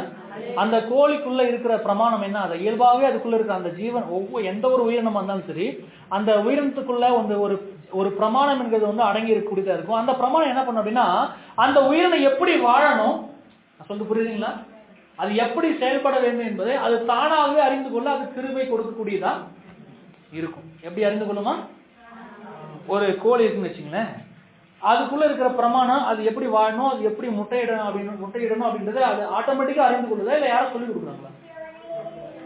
அது ஆட்டோமேட்டிக்கா யாரும் ஒரு மனுஷன் வந்து வெளியே இருந்து நீ கோழியை நீ என்ன பண்ற காலையில இருந்துச்சு நான் சொல்லிட்டு புரியுதுங்களா? நீ என்ன பண்ண இந்த வழியில போயிட்டு இங்க இதெல்லாம் வச்சிருப்ப இதெல்லாம் சாப்பிட்டுட்டு நீ என்ன பண்ணிடு நீ இப்படி எல்லாம் முட்டை போடணும்னு சொல்லி யாரும் சொல்ல வேண்டிய அவசியம் இருக்குதா? இல்லவே இல்ல. அதே போலதான் நான் சொல்ற பாருங்க, உங்களுக்குள்ள ஆவியானவர் தேவனுடைய ஜீவனை கொண்டு வந்து உங்க ஆவியில வைத்திருக்கு அப்படின்னால அந்த ஆவியானவர் அந்த அந்த ஜீவனை என்ன பண்ண அப்படின்னா உங்களுக்குள்ள சில பிரமாணங்களை எழுதி வைக்கக்கூடியதா இருக்கிறது. அந்த பிரமாணம் என்ன பண்ணும் அப்படின்னா நீங்க எப்படி நடக்கணும் எப்படி வாழணும் என்பதை அது உங்களுக்குள்ள ஆட்டோமேட்டிக்கா அது உங்களை தானாகவே நடத்தக்கூடியதா இருக்குமே தவிர வெளியிலிருந்து ஒரு காரியம் உங்களை வந்து கட்டுப்படுத்த வேண்டிய அவசியம் கிடையாது. உங்களுக்குள்ள உள்ளான ஜீவ பிரமாணம் என்கிற ஒன்று செயல்படக்கூடியதாய் இருக்கிறது. அல்லேலூயா. அப்போ அந்த ஜீவன் என்ன பண்ணும் அப்படின்னா நீங்க சில காரியம் நீங்க செய்ய முற்பட நீங்க முயற்சி செய்யுங்க அப்படின்னா அது தேவனுக்கு அது தேவனோடு ஒத்திருக்குதா இல்ல தேவனுக்கு முரண்பட்டிருக்கா என்பது அது உங்களை அறியாமே நீங்க ஆட்டோமேட்டிக்கா அது உங்களை அறிந்து கொள்ள செய்யக்கூடியதா இருக்கும். அல்லேலூயா. அதான் சொல்றேன், அதான் வேதம் சொல்றது ஜீவ பிரமாணம் நம்மளுடைய ஆளுகை செய்யக்கூடியதா என்ன பண்ணுன்னா இருக்குதான். அல்லேலூயா. உதாரணத்துக்கு பாருங்களேன், இன்னைக்கு நிறைய பாருங்க ட்ரஸ் போடுற விதத்துல இந்த இன்னைக்கு பெரிய பிரச்சனை என்ன சபையில் இந்த முடிவெற்ற பிரச்சனை தான் பெரிய பிரச்சனை சபையில் நான் போய்கொண்டு இருக்கு. நீங்க பாருங்க ஒரு சினிமா ஆக்டர் மாதிரி நம்ம முடி வெட்டலாம் அப்படின்னு ரசிக்கப்பட்ட ஒரு மனுஷன் முயற்சி செய்வான் அப்படின்னா சொல்ல புரியுதுங்களா? அவன் முயற்சி செய்வானா அவனை அறியாம அவனுக்கே தோணும் என்னன்னா இதை நான் செய்ய கூடாதுன்னு தோணுது இல்லைங்களா? அதுதான் உள்ளான பிரமாணம் அப்படின்னு சொல்லுவது. அல்லேலூயா. அப்போ உங்களுக்கு வெளியில இருந்து ஒரு சட்டம் இல்லை. இன்னைக்கு போய் நீங்க ஒரு சினிமா ஆக்டர் போல ஒரு சினிமா நட்சத்திரம் போல நீங்க முடி வெட்ட கூடாது அப்படின்னு பைபிள்ல போய் வசனத்தை தேடினீங்கன்னா வசனம் இருக்கவே இருக்காது. ஆனா ஆண்டவர் சொல்றாரு உங்களுக்குள்ள என்னுடைய ஆவியை நான் வைத்து என்னுடைய கட்டளையின் முடியும் நியமையின் முடியும் நான் உங்களை நடக்க செய்வேன். அது எப்படி நடக்குது அப்படின்னா அவர் சொல்றாரு இங்க எபிரேயர்ல வாசிக்கிறோம், நான் அந்நாட்களுக்கு பின்பு இஸ்ரவேல் குடும்பத்தவரோடு பண்ணுகிற உடன்படிக்கை என்னவென்றால் என்னுடைய பிரமாணங்களை இனி நான் கற்பனை இல்ல மனுஷனுக்கு வெளியல்ல மனுஷனுக்குள்ள அவனுடைய மனதில் அவன் இருதயமாகிய பலகைகளை நான் எழுதி கொடுக்க போறேன். அவன் யாரும் அவனுக்கு போதிக்க வேண்டிய அவசியம் இல்லை. என் தேவனுடைய ஜீவன் என்னுடைய ஜீவன் அவனுக்குள்ள இருக்கிறதுனால அது ஆட்டோமேட்டிக்கா அவனை அறிந்து கொள்ளும்படி செய்யும் அப்படின்னு சொல்றாங்க. அல்லேலூயா. அப்போ நீங்க ரட்சிக்கப்பட்டதால நீங்க மறுபடி ஜெனிப்பிக்கப்பட்டதால நடந்த நான்காவது மிகப்பெரிய ஒரு மாற்றம் என்ன அப்படின்னா உங்களுக்குள்ள உள்ளான பிரமாணம் என்கிற ஒன்று அது வேலை செய்யக்கூடிய ஒன்றா இருக்கிறது. அல்லேலூயா. பழைய ஏற்பாட்டுல பாருங்களேன், பழைய ஏற்பாட்டை ரெண்டு விதமா சொல்லலாம். என்னன்னா ஒண்ணு பழைய ஏற்பாட்டுல ரெண்டு காரியம் ரொம்ப முக்கியமா இருந்துச்சு. ஒண்ணு நியாயப்பிரமாணம் அவங்களுக்கு மிகப்பெரிய ஒரு காரியமா இருந்தது. அடுத்தது அவர்களுக்கு தீர்க்க தரிசனங்கள் என்பது மிகப்பெரிய முக்கியமா. இந்த நியாயப்பிரமாணம் தீர்க்க தரிசனம் இல்லை அப்படின்னா பழைய ஏற்பாடே கிடையாது அப்படின்னு சொல்லலாம். அல்லேலூயா. எதனவே புரியுது. அல்லேலூயா. பழைய ஏற்பாடை ஒரு விஷயம் எப்படி சொல்லலாம், அது ஒரு நியாயப்பிரமாண புஸ்தகம்னு சொல்லலாம், அது ஒரு தீர்க்க தரிசன புஸ்தகம் என்ன பண்ணலாம். பழைய ஏற்பாடு ரெண்டு முக்கியத்துவம் வாய்ந்த ஒன்றா. பிரமாணங்கள் எப்படிப்பட்டது அப்படின்னா அதை வந்து நீங்க எந்த விதத்துல மாற்ற முடியவே முடியாது. அது ஒரு நிலையான ஒரு சட்டத்தை உடைய ஒன்றா என்ன பண்ணுது இருக்கு. உதாரணத்துக்கு ஒரு சொல்ல பாருங்களேன், நம்ம பெற்றோரை கணம் பண்ணணுமா கணம் பண்ணக்கூடாது. நான் பழைய ஏற்பாட்டை மட்டும் சொல்றேன். இப்போ பெற்றோரை கணம் பண்ணணும் பைபிள் சொல்லுதா, கணம் பண்ணக்கூடாது பைபிள் சொல்லுதா? கணம் பண்ணு சொல்றபடினால அவங்களுக்கு பிரமாணம் ஒன்று கையில என்ன பண்ணுச்சு இருந்தது. ஒரு மனுஷன் பழைய ஏற்பாடுல வாழ்ந்த மக்கள் பாருங்க பிரமாணம் அவங்களுக்கு கையில் இருந்ததால ஒரு மனுஷன் ஆண்டவர்கிட்ட போய் ஆண்டவரே நான் என் தகப்பனை கணம் பண்ணுமா கணம் பண்ண வேணாவா அப்படின்னு கேட்க வேண்டிய அவசியமே கிடையாது. அது மாறாத ஒன்றா இருக்குது. அது ஆளுக்கால மாறவே ஒருத்தர்கிட்ட வந்து நீங்க கணம் பண்ணலாம் இன்னொருத்தர்கிட்ட போய் நீங்க கணம் பண்ண வேணா நான் சொல்லவே. அப்புறம் வேதம் பிரமாணம் என்னன்னு சொல்லுது, நீங்க களவு செய்ய திருட கூடாது. அடுத்த வேதம் சொல்லுது நீங்க கொலை செய்ய. ஒரு மனுஷன் இதுக்காக போயிட்டு ஆண்டவர்கிட்ட கேட்க வேண்டியது கர்த்தாவே நான் திருடலாமா வேணாவா இது உங்க சித்தமா இல்லைன்னு கேட்க வேண்டிய அவசியமே இல்லை. அது வந்து அது மாறவே மாறாது. அது நிலையான சட்டமா. இது பழைய ஏற்பாடுல பிரமாணம் என்பது முக்கியமான ஒன்றா இருக்குது. பிரமாணத்துல எந்த வித மாற்றம் மாறவே மாறாது. அவைகள் நிரந்தரமானவைகளாக இருக்கக்கூடியதா இருக்குது. ஆனா தீர்க்க தரிசனம் என்பது மாறக்கூடியதான் இருக்கு. தீர்க்க தரிசனம் எப்படிப்பட்டது அப்படின்னா ஒரு மனுஷன் பாருங்களேன், இன்னைக்கு எரேமியா தீர்க்க தரிசி ஒருவேளை உயிரோடு இருந்தா எரேமியா தீர்க்கதரிசிகிட்ட போயிட்டு இல்ல ஏசாயா தீர்க்கதரிசிகிட்ட போயிட்டு அவர்கிட்ட போயிட்டு நான் இன்னைக்கு எருசலேம் போலாமா வேணாவான்னு நம்ம கேட்கலாமா கேட்கக்கூடாது. சும்மா கேட்கறோம் பேச்சு. அவங்க அவர்கிட்ட ஒரு தீர்க்கதரிசிகிட்ட போயிட்டு இன்னைக்கு நான் ஊட்டிக்கு போலாமா இல்ல நான் போகக்கூடாதா அப்படின்னு நீங்க கேட்கலாமா கேட்கக்கூடாது. காரணமா என்ன பண்ணலாம் கேட்கலாம். அப்படி நீங்க கேட்கும் போது ஒருவேளை இன்னைக்கு தீர்க்கதரிசி இன்னைக்கு நீங்க போய் காலையில கேட்கறீங்க அவர் என்ன சொல்றாரு நீங்க தாராளமா போ அப்படின்னு சொல்லலாம். இதுவே நாளைக்கு நீங்க போய் இதே வார்த்தை கேட்டீங்கன்னா ஒருவேளை அவர் போகக்கூடாது கூட என்ன பண்ணலாம் சொல்லலாம். தீர்க்க தரிசனங்கள் அது ஆளுக்கு ஆள் சூழ்நிலைக்கு சூழ்நிலை அது மாறக்கூடிய ஒன்றா இருக்குது. அப்போ தீர்க்க தரிசனங்கள் எப்படிப்பட்டது அப்படின்னா, அவங்க கொடுக்கிற வழிநடத்தல் வந்து சந்தர்ப்பத்திற்கு சந்தர்ப்பம் அது மாறக்கூடியதா இருக்கிறது. பிரமாணங்கள் ஒரு நாள் மாறவே மாறாது. ஆனா தீர்க்க தரிசிகள் வந்து அல்லது தீர்க்க தரிசனம் மாறக்கூடியதா இருக்கும். அது மட்டும் இல்ல, தீர்க்க தரிசிகள் வந்து எப்படிப்பட்ட நபரா இருக்காங்கன்னா, அவர்களை வந்து நம்ம தொடர்ச்சியாய் தொடர்பு கொள்ளக்கூடிய நபராய் கண்டிப்பா இருக்கணும். அப்ப பழைய ஏற்பாடுல எது ரொம்ப முக்கியம்? பிரமாணமும் தீர்க்க தரிசனங்களும் அல்லது தீர்க்க தரிசி ரொம்ப முக்கியமானதா இருந்தது. அல்லேலூயா. அப்ப இந்த பிரமாணத்துக்கும் தீர்க்க தரிசனத்துக்கும் உங்களுக்கு கண்டிப்பா வித்தியாசம் கண்டிப்பா தெரியும். சொல்றது புரியுங்களா? ஒரு பெற்றோரை கனம் பண்ணுமா கனம் பண்ணக்கூடாதா அப்படின்னு போய் கத்தரை கேட்க வேண்டிய அவசியமே இல்ல. அது கனம் பண்ணிதான் ஆகணும். ஆனா என் பெற்றோரை எப்படி நான் கனம் பண்ணுவது அப்படின்றது அது தேவனுடைய வழிநடத்தலை பெற்றுக்கொள்ளக்கூடிய காரியமா இருக்குது. பைபிள் சொல்லுது, பெண்களுடைய உடைகளை ஆண்களை அணிய கூடாது, ஆண்களுடைய பெண்களை அணிய கூடாது. இதை போய் கர்த்தர்கிட்ட போய் கேட்க வேண்டிய அவசியம் ஆண்டவரே இதை நம்ம செய்யலாமா? அது நிலையான சட்டமா இருக்குது பழைய ஏற்பாடை பொறுத்தளவுக்கு, புரியுதுங்களா? ஆனா அப்போ ஒரு ட்ரெஸ் அவங்க வாங்க போறாங்கன்னு வச்சுக்கோங்க, ஒரு துணி கடைக்கு போறாங்கன்னு வச்சுக்கோங்க, பழைய ஏற்பாடு சொல்லணும், அதெல்லாம் அப்புறம் புதிய ஏற்பாடு வரலாம். அல்லேலூயா. அப்ப பழைய ஏற்பாடு அவங்க ட்ரெஸ் வாங்க போறாங்க போகும்போது ஒரு ஆண் போது ஒரு பெண் அணிக்கிற ட்ரெஸ்ஸை வந்து அவன் செலக்ட் பண்ண வேண்டிய அவசியமே இல்லை. ஏன்னா அவன் அணியக்கூடாதுன்னு கண்டிப்பா தெரியும். ஏன்னா பிரமாணங்கள் அவங்களுக்கு இருக்குது. ஆனா அதை எந்த ரேட் கொடுத்து வாங்கலாம் அப்படின்றது வந்து கர்த்தருடைய வழிநடத்தலை பொறுத்த காரியமா இருக்குது. அப்ப பழைய ஏற்பாடு முக்கியமானது ஒண்ணு பிரமாணம், ரெண்டாவது தீர்க்க தரிசனங்கள் முக்கியமானதா. அதே போலதான் பழைய ஏற்பாடுல எப்படி அவங்க எழுத்துக்கள் கற்பனையில் எழுதப்பட்ட பிரமாணம் இருந்ததோ, இன்றைக்கு நமக்குள்ள அந்த ஜீவனுக்குள்ள ஒரு பிரமாணம் அடங்கி இருக்கிறது. அந்த ஜீவ பிரமாணம் என்ன பண்ணுது அப்படின்னா, அது நிலையானதாய் நம்மளை வழிநடத்தக்கூடிய ஒன்றாய். பழைய ஏற்பாட்டுடைய பிரமாணத்தின் நிலையை இன்னைக்கு என்ன பண்றது அப்படின்னா, புதிய ஏற்பாட்டுல ஒவ்வொரு விசுவாசிகளுக்குள்ள ஜீவ ஆவியின் பிரமாணம் அது எடுத்துக்கொள்ளக்கூடியதா இருக்கிறது. எந்த ஒரு ரட்சிக்கப்பட்ட மனிதனுக்கும் நீங்க உபதேசம் சொல்ல வேண்டிய அவசியம் இல்லை. அவனுக்கு நல்லாவே தெரியும் இப்படி செய்யக்கூடாது, இப்படி செய்யணும்னு நல்லாவே தெரியும். அல்லேலூயா. எத்தனை பேர் புரிஞ்சுது? அல்லேலூயா. அப்ப யாரும் அது அப்போ அவங்களுக்குள்ள என்ன இருக்குது? நீங்க ரட்சிக்கப்பட்டதால நடந்த மிகப்பெரிய 4வது மற்றும் உள்ளான ஜீவ பிரமாணம் என்ற ஒன்று என்ன பண்ணுது இருக்கிறது. அந்த பிரமாணம் மட்டும் இல்லை. இன்னொரு வாசனம் வாசிங்களேன், 1 யோவான் 2:27. 1 யோவான் 2:27 வாசிங்க.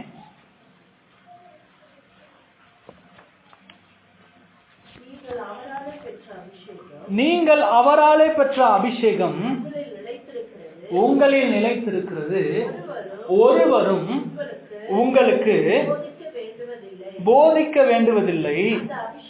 அந்த அபிஷேகம் சகலத்தையும் குறித்து உங்களுக்கு.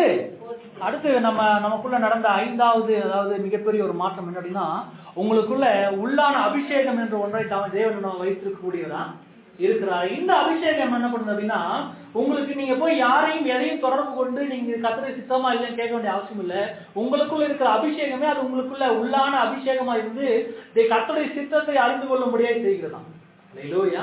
அப்ப நடந்த 5வது மாற்றம் என்ன அப்படின்னா, உங்களுக்குள்ள உள்ளான அபிஷேகத்தை வைத்திருக்கக்கூடியதா. உதாரணத்துக்கு சொல்லுவாங்கல்ல, ஒரு சினிமாஸ்டர் போல முடி வெட்டலாமா வெட்டக்கூடாதா? சிம்பிளா சொல்லுங்க. வெட்ட. இதுதான் உங்களுக்குள்ள இருக்கிற ஜீவ பிரமாணம். ஓகேங்களா? உள்ளான அபிஷேகம் அப்படின்றது எதை குறிக்குது அப்படின்னா, நல்லா புரிஞ்சுக்கல. நீங்க வெட்டக்கூட எப்படி ஒரு நபரை போல வெட்டலாமா வெட்டக்கூடாதான்னு நீங்க தானாவே அறிகிறது ஜீவ பிரமாணமா இருக்கும். அப்படின்னா நீங்க அந்த முடி வெட்டுறீங்க இல்லைங்களா, இப்போ நீங்க நான் எப்ப போய் இதை வெட்டலாம் அப்படின்னு ஒரு வழிநடத்த நீங்க கேட்பீங்க அப்படின்னா, அதுதான் உள்ளான அபிஷேகம் என்ன பண்ணுது. நான் வெட்டக்கூடாதுன்றது எனக்குள்ள இருக்கிற ஜீவ பிரமாணம்.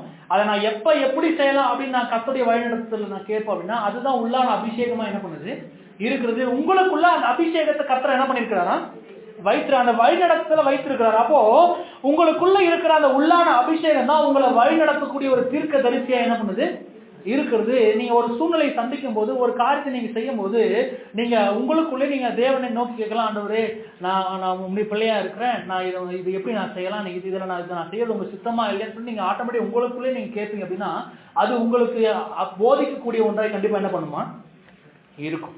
அல்லேலூயா. எத்தனை பேர் புரிஞ்சது? அல்லேலூயா. உங்களுக்குள்ள உள்ளான ஜீவ பிரமாணம் என்கிற ஒன்று இருக்கிறது. அது உங்களுக்கு எல்லாவற்றையும் போதிக்கக்கூடியதா இருக்கும். அது கர்த்தருடைய வழிகளை நீங்க காக்கப்படுவது உதவியா இருக்கும். இன்னொன்று, உங்களுக்குள்ள உள்ளான அபிஷேகத்தையும் கர்த்தர் நம்ம வைத்திருக்கக்கூடியவரா. அந்த அபிஷேகம் உங்களுக்குள்ள ஆவியானவரை அசையக்கூடியதா இருக்கு. அப்படின்னால நீங்க எப்போ நீங்க தேவனை சில காரியத்தை நீங்க அவரிடத்துல நீங்க போய் ஆலோசனை கேட்கல, வழிநடத்தலை கேட்கிறீங்களோ, அது உங்களை அறியாமே அது உங்களுக்கு போதிக்கக்கூடிய ஒன்றை கண்டிப்பா என்ன பண்ணும் இருக்கும். நீங்க நிறைய பேர் பிரச்சனை வேணா, நிறைய பேர் பாருங்க, நிறைய துணிக்கடைக்கு போறான்னு வச்சுங்களேன், துணிக்கடைக்கு போய் அவங்க இஷ்டத்துக்கு துணி என்ன பண்ணிடுவாங்க, அவங்க எடுப்பாங்க. பெண்களை பொறுத்த அளவுக்கு ட்ரெஸ் வாங்குறதுல அவங்க ரொம்ப ஆர்வமா என்ன பண்ணுவாங்க, இருப்பாங்க. அவங்க ட்ரெஸ்ஸு ஏற்கனவே பீரோ ஃபுல்லாக துணி இருந்தால் என்ன பண்ணுவாங்க, மறுபடியும் அதை வாங்க. சிலர் ஆர்வமாக, சிலர் அப்படி கிடையாது, சிலர் அப்படி ஆர்வமாக என்ன பண்ணுறாங்க இருக்கிறாங்க. அவங்கள பொறுத்தளவுக்கு பாருங்களேன், அவங்க ஒரு துணி கடைக்கு போய் ஒரு பெரிய கடைக்குள்ள நுழைய வச்சுக்கோங்க. அவங்கள பொறுத்தளவுக்கு என்ன அப்படின்னா, அவங்க கண்ணு மட்டும் பார்த்தா போதும். அவங்கள பொறுத்தளவுக்கு அதில் எந்த ஒரு கட்டுப்பாடோ எந்த ஒரு வழிநடத்தலும் அவங்களுக்கு தேவை கிடையவே. ஆனால் ஆண்டவரை நேசிக்கிற பிள்ளைகளுக்கு கண்டிப்பாக எந்த வித கட்டுப்பாடும் இல்லைன்னு சொல்ல முடியாது. நாம் ஒரு பொருளை எடுக்கும்போது உங்களுக்குள்ள ஜீவ பிரமாணம் இருக்குது, அந்த ஜீவ பிரமாணம் சொல்லும் நீங்கள் என்ன பண்ணது எடுக்காதுன்னு சொல்லும். அல்லேலூயா. இதுதான் ரட்சிக்கப்பட்டவங்களுக்கும் ரட்சிக்கப்படாதவங்களுக்கும் மிகப்பெரிய ஒரு வித்தியாசம். அல்லேலூயா. அப்போ உங்களுக்குள்ள உள்ளான ஜீவ பிரமாணம் என்று கிரியை செய்யக்கூடிய ஒன்றா இருக்கிறது. அது மட்டும் இல்லாம உங்களுக்குள்ள உள்ளான அபிஷேகமும் ஒண்ணு என்ன பண்ணுது, உங்களுக்குள்ள ஒரு காரியத்தை ஒண்ணு எதிர்க்குது அப்படின்னா அது ஜீவ பிரமாணமா. இதை நீ செய்யாத, இதை வாங்காதுன்னு உங்களுக்குள்ள ஒண்ணு எதிர்க்குது அப்படின்னா அது ஜீவ பிரமாணம். ஒரு மனுஷன் அந்த உள்ளான எதிர்ப்புக்கு அந்த உள்ள இருக்க தீர்க்க தரிசிக்கு ஒருவேளை அவன் ஒத்துழைப்பு கொடுக்காம ஒருவேளை அந்த வழிநடத்துல அவன் அதை அஜாக்கிரதையா இருப்பான் அப்படின்னா அதை குறிச்சு அவன் நிச்சயமாகவே அவன் ஒரு பிரச்சனைக்கு நேரம் கடந்து போகக்கூடியனா அவன் வாக்கு இருக்கும். அல்லேலூயா. உங்களுக்குள்ள இருக்கிற அபிஷேகத்துக்கு அந்த வழிநடத்துக்கு நீங்க முக்கியத்துவம் கொடுக்கல அப்படின்னா நீங்க நிச்சயமாவே ஏதோ ஒரு காரியத்துல துன்பப்படக்கூடிய நபராய் கண்டிப்பா என்ன பண்ணுவீங்க இருப்பீங்க. அப்ப ரட்சிக்கப்பட்ட நபர் செய்ய வேண்டிய காரியம் என்னன்னா, உள்ளான ஜீவ பிரமாணத்தை அவன் கவனித்து பார்க்கக்கூடிய இருக்கும். அது மட்டும் இல்ல, அவன் உள்ளான அபிஷேகத்துக்கும் கவனம் செலுத்தக்கூடிய ஒருவனாய் கண்டிப்பா இருக்கணும். ஒரு பொருளை வாங்குறீங்கன்னு வச்சுக்கோங்க, ஒரு கடைக்கு போறீங்க, அந்த அது எவ்வளவு பெரிய ஒரு 2000 ரூபாய் இருந்தாலும் பிரச்சனை இல்லை, அது ஒரு 2 லட்சமா இருந்தாலும் பிரச்சனை இல்லவே இல்லை. ஆனா நீங்க அதை வாங்க போறீங்கன்னு வச்சுங்களேன், அதை வாங்க போகும்போது நீங்க கர்த்தரோட நேரத்தை செலவிடக்கூடிய ஜனங்களா? நான் வாங்க போகும்போது எப்படி நேரத்தை செலவிட ஆண்டோட கேட்டு போகணும். சும்மா இது ஆண்டவரே இது இவ்வளோ ஒரு 2000 ரூபாய் இருக்கு, 2000 வாங்கலாமான்னு உங்களுக்குள்ளே நீங்க கேட்டு பார்க்கணும். சொல்ல புரியுதுங்களா? நீங்க கேட்பீங்க அப்படின்னா ஒருவேளை உங்க உள்ள இருக்கிற அந்த அபிஷேகம், அந்த தீர்க்க தரிசனம் ஒன்று உள்ள இருக்கு, அது ஒருவேளை சரின்னு சொன்னா வாங்கலாம், இல்லைன்னா நீங்க வாங்க வேண்டிய அவசியம் இல்லை. நீங்க எதை வாங்கணும் வாங்கக்கூடாது, எது தேவனுடைய சித்தம் இல்லைன்றது அது உங்களுக்கு வெளிப்படுத்தக்கூடிய ஒன்றா. பண விஷயத்துல போய் சொல்ல எந்த ஒரு கணவனும் நல்லா புரிஞ்சுங்க, ஒரு மனைவி உங்க ஹஸ்பண்ட் உங்களை துணி கடைக்கு கூட்டு போறேன்னு வச்சுக்கோங்களேன், உதாரணம் சொல்றேன், கூட்டு போறேன்னு வச்சுக்கோங்களேன். அப்படி கூட்டு போகும்போது அவர் நீங்க அவர்கிட்ட கேட்குறீங்க, இது ஒரு 2000 ரூபாய் துணி இருக்கு நான் எடுத்துக்கிட்டுமா அப்படின்னு கேட்கும்போது அவர் என்ன சொல்லணும் நீங்க நினைக்கிறீங்க? நீங்க என்னதான் நினைப்பீங்க? அவர் எடுத்துக்கணும்னு சொல்ல நினைப்பீங்க. ஆனா ஒரு ஆவிக்குரிய ஒரு கணவன் அப்படி சொல்ல அவனுக்கு எந்த ஒரு உரிமையும் கிடையாது. ஏன் அப்படின்னா அவர் சொல்ல வேண்டிய மிகப்பெரிய ஒரு காரணம் என்னன்னா, அவர் சொன்னா நீ போய் கர்த்தர்கிட்ட போய் உனக்குள்ள உள்ளான அபிஷேகத்தை கர்த்தர் வச்சிருக்காரு, அந்த வழிநடத்தல் நீ போய் தேடி அதை வச்சு நீ முடிவு பண்ணின்னு அவர் சொல்லணும். அப்படிப்பட்டவர் தான் ஒரு ஆவிக்குரிய கணவனால கண்டிப்பா இருக்க முடியும். ஏன் அப்படின்னா நல்லா புரிஞ்சுக்கல, நம்ம ஜெபம் எப்படின்னா, ஆண்டவரே நீர் எனக்குள்ள இருக்கிறீங்க, இந்த காரியத்துக்கு நான் எவ்வளவு செலவு பண்ணணும் அப்படின்னு எனக்கு வெளிப்படுத்துன்னு சொல்லுவீங்க. நீங்க அந்த வழிநடத்தல தேடுவீங்க அப்படின்னா நிச்சயமாகவே அந்த வழிநடத்தல அவர் கொடுக்கக்கூடியவரா அவர் இருப்பார். அல்லேலூயா. இப்படிப்பட்ட அனுபவம் ஒருவேளை உங்களுக்கு இல்லை அப்படின்னு வச்சுங்களேன், நீங்க கர்த்தருடைய பிள்ளை அப்படின்றது ஒரு டவுட்டா தான் கண்டிப்பா. ஏன்னா ஒரு வசனம் வாசிங்களேன், ரோமர் 8வது அதிகாரம் 14வது வசனம் வாசிங்க. ரோமர் 8:14. மேலும் எவர்கள் தேவனுடைய ஆவியினாலே நடத்தப்படுகிறார்களோ